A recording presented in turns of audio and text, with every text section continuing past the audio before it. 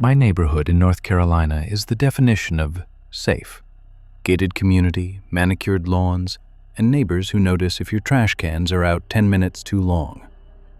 That's why I didn't think much of it when I saw the clown for the first time. It was a Saturday afternoon in July, and Mrs. Gable across the street was having a birthday party for her 6-year-old. The clown was standing at the edge of her property, near the woods. He was classic, red nose, big floppy shoes, and a polka dot suit that looked a bit too vibrant under the harsh sun. He wasn't doing tricks, he was just standing there holding a single bunch of daisies. I figured he was waiting for his cue. But when I looked out again 2 hours later, the party had moved inside, the bouncy house was deflated, and the clown was still there. Only now, he was facing my house. I closed the curtains. "Creepy," I muttered to my dog, Buster. Buster didn't bark, he just stared at the window, his hackles raised. That night, around 2 a.m., I was woken up by a sound.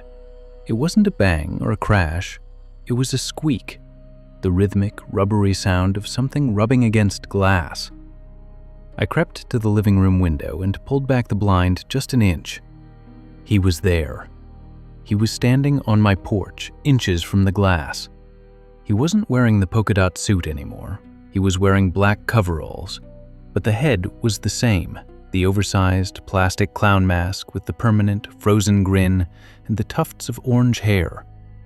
He was holding a balloon animal, a dog, and he was slowly rubbing it against my window. I grabbed my phone to call 911, but as soon as the screen lit up my face, he stopped.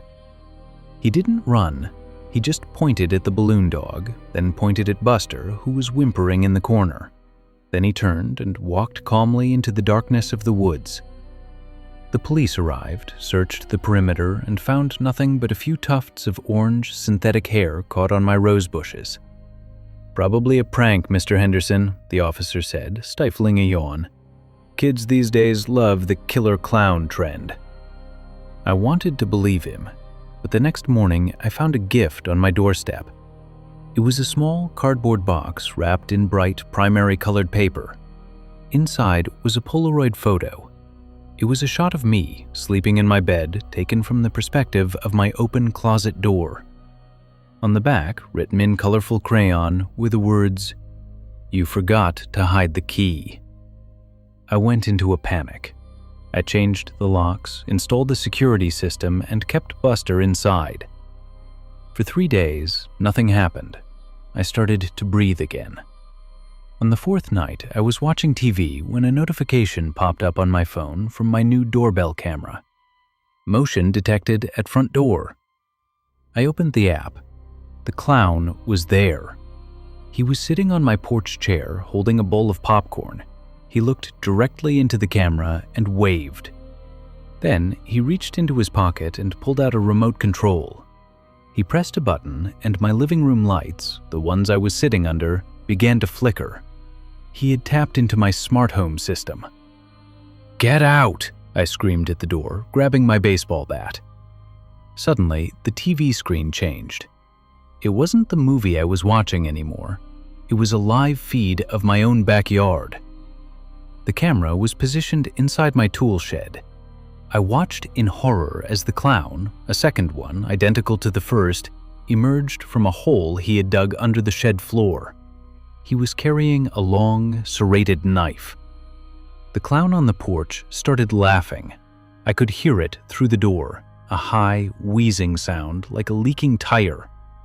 I didn't wait. I grabbed Buster, ran to the garage, and dove into my car. I hit the garage door opener, but nothing happened. He had cut the power. I had to manually pull the release cord, my hands shaking so hard I could barely grip the plastic handle. As the garage door creaked upward, I saw them. Not 2, 4. 4 identical clowns standing in a semicircle at the end of my driveway. They were all holding hands, blocking the exit, their plastic faces glowing in my headlights. I didn't stop. I floored it. I felt the sickening thud as the car hit one of them, but I didn't look back. I drove straight to the police station and refused to leave until morning. When the SWAT team cleared my house, they found something that still haunts me. They found that the clowns hadn't been living in the woods. They had been living in the crawl space above my ceiling for months. They had drilled tiny holes in the drywall, eyes in the ceiling, to watch me. They found 4 sleeping bags, hundreds of empty candy wrappers, and a diary. The last entry was dated from the night I escaped. It said, "He's fast, but we have his spare tire. See you on the highway, neighbor." I never went back. I left everything, my furniture, my clothes, my past. But every time I'm driving at night and I see a car behind me with one headlight out, or a person standing a bit too still by the side of the road, I look at my passenger seat, and I pray I don't see a balloon dog waiting for me.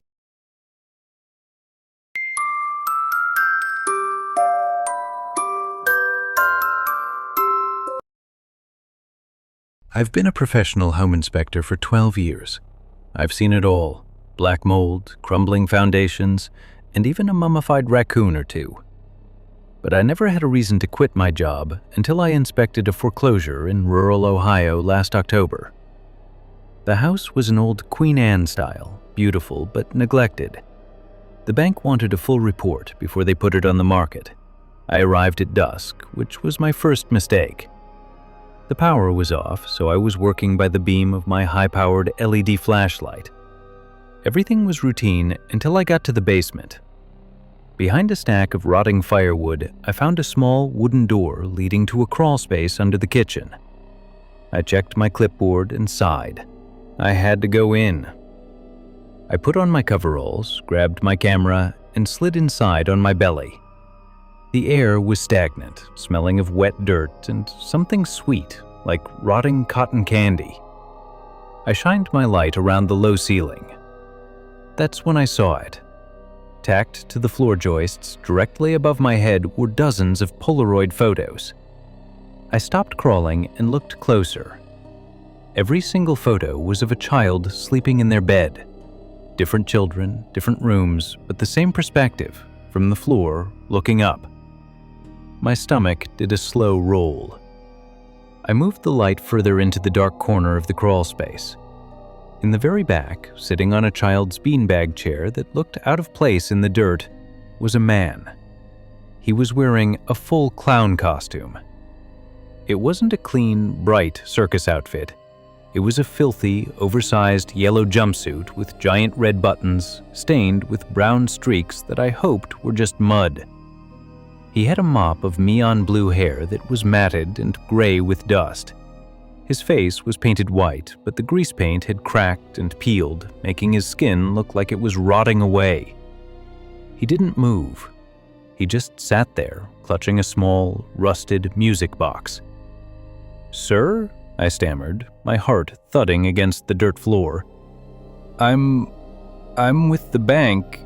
You shouldn't be here." The clown slowly tilted his head. He didn't speak. Instead, he began to turn the handle on the music box. A tinny, distorted version of Pop Goes the Weasel began to play. I started to back out, scuffling on my stomach as fast as I could. "I'm leaving now. I'm calling the police." The clown's mouth opened into a wide, jagged smile. He didn't have teeth, just blackened stumps. He reached into his oversized pocket and pulled out a handful of colorful balloons. With terrifying speed, he began to blow one up. He tied the balloon, a bright, blood-red one, and let it go. In the cramped crawl space, it didn't float up. It drifted toward me, hovering inches above the dirt. Then he spoke. His voice was a wet, guttural rasp that sounded like it hadn't been used in years. "Do you want to see the trick, Inspector?" He stood up, or rather, he unfolded himself. He was impossibly tall for the space, his spine curved like a question mark as he began to crawl toward me on all fours, moving with the agility of a spider. I scrambled out of the crawl space, my heart ready to explode. I burst into the basement, but as I ran for the stairs, I heard a pop. The red balloon had followed me out. I reached the kitchen and fumbled for the back door. It was locked. I looked through the glass and my blood turned to ice. Standing on the porch, staring back at me, was another one. Same yellow suit, but with green hair. He was holding a sign that read, "Reinspection denied." I didn't think. I grabbed a heavy cast-iron skillet from the counter and smashed the kitchen window. I dove through the glass, ignoring the shards cutting into my arms.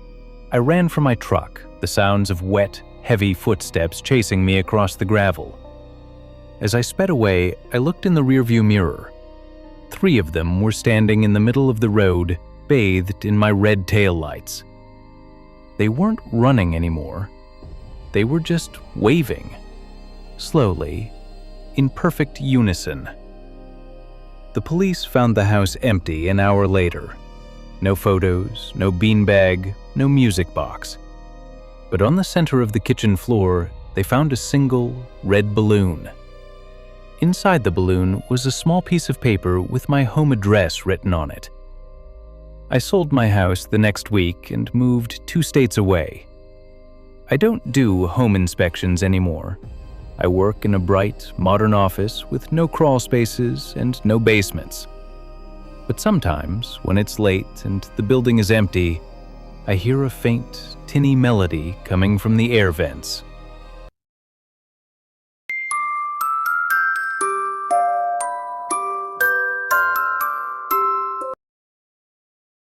I used to be a urban explorer. I had a YouTube channel with a decent following where I'd break into abandoned malls, hospitals, and factories. But after what happened at Jolly's World in Georgia, I deleted my channel and threw my camera into a river. Jolly's World was a roadside carnival that went bankrupt in the late 90s after a series of mechanical accidents. Most of the rides were hauled away, but the star attraction, the Jolly Palace, was too massive to move. It was a 3-story funhouse shaped like a giant, laughing clown's head. You entered through the mouth. I arrived at 1 a.m. with my gear. The air was thick with the smell of rusted iron and stagnant swamp water. I climbed through a gap in the perimeter fence and made my way toward the palace. In the moonlight, the clown's face looked skeletal, its red-painted lips peeling away like dead skin. I stepped through the mouth. My flashlight beam cut through the darkness, illuminating walls covered in distorted mirrors. Everywhere I looked, I saw 1,000 stretched, twisted versions of myself. I was about halfway through the Hall of Tilting Floors when I heard it, a faint, rhythmic sound. It sounded like someone was walking in oversized, air-filled shoes. I stopped. The sound stopped. I turned my camera toward the dark corner behind me. "Is someone there?" I whispered. A giggle echoed through the vents. It didn't sound like a child. It sounded like an old man trying to imitate a child. I decided I'd seen enough. I turned to head back to the entrance, but as I moved, the floor beneath me shifted. A hidden trapdoor dropped and I slid down a wooden chute, landing hard in the ball pit.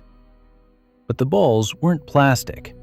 They were old, withered oranges, thousands of them, rotting and soft. I scrambled to my feet, gagging at the smell. Above me, on a metal catwalk, a figure appeared. It was a clown, but he wasn't wearing a costume. He had sewn pieces of different costumes directly to his skin. Red pom-poms were stitched into his chest. A rough collar was stapled to his neck. His face wasn't painted. He was wearing a mask made of actual dried leather that looked suspiciously like human skin, painted with crude, dripping colors. He was holding a long shepherd's crook with a sharpened hook at the end. "Fresh meat for the funhouse," he wheezed.